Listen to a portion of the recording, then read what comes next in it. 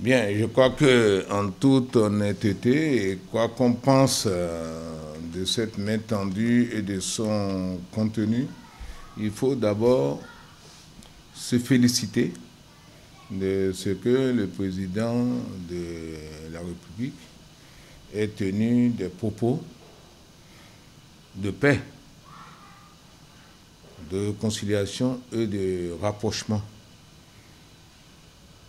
Je préfère dire des Béninois plutôt que de singulariser des peuples de Savais, Tchaourou et même en parlant de son prédécesseur.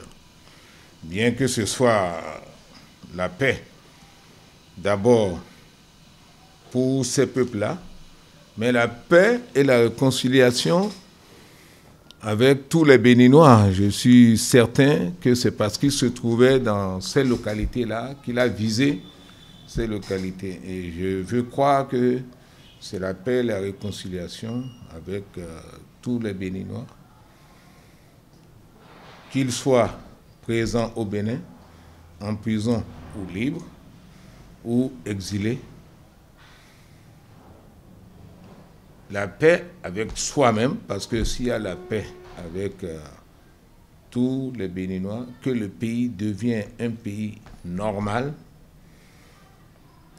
c'est ce qui est recherché par tout dirigeant.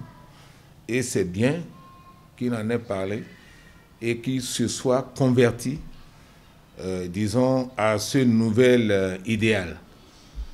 Cet idéal nouveau, si ça peut être vrai, et si ça peut être tenu, parce qu'aujourd'hui, il faut compter avec le concret.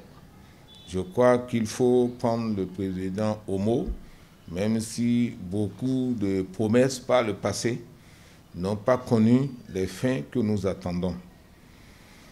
Et s'il tient parole pour une fois, ce sera un grand miracle et nous avons le devoir de l'encourager à tenir parole pour que le Bénin devienne enfin un pays normal.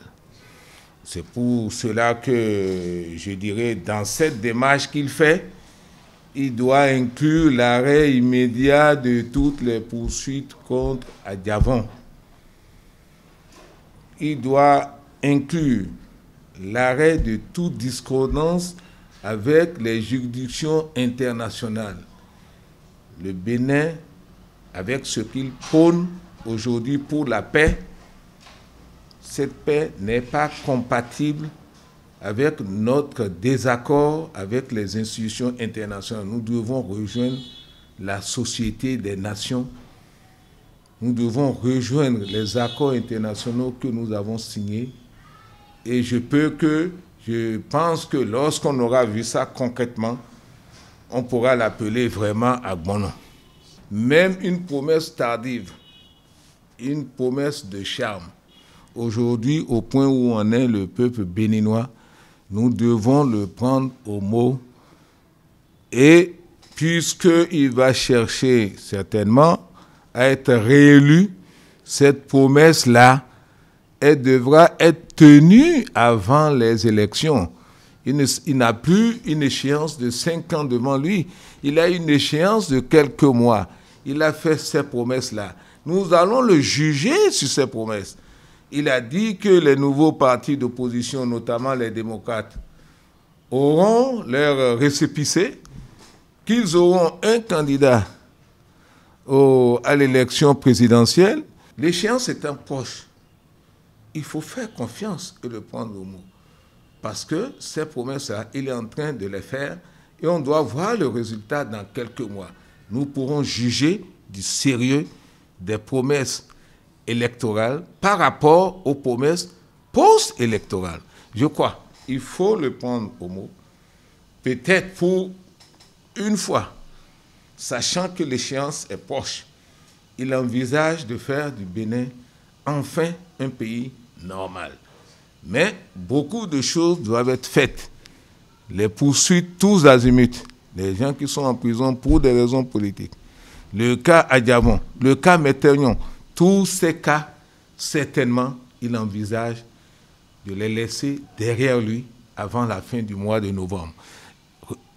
Disons qu'il a promis et demandons-lui d'exécuter ses promesses pour que, pour ces échéances-là, il nous prouve qu'il est vraiment à Gmono.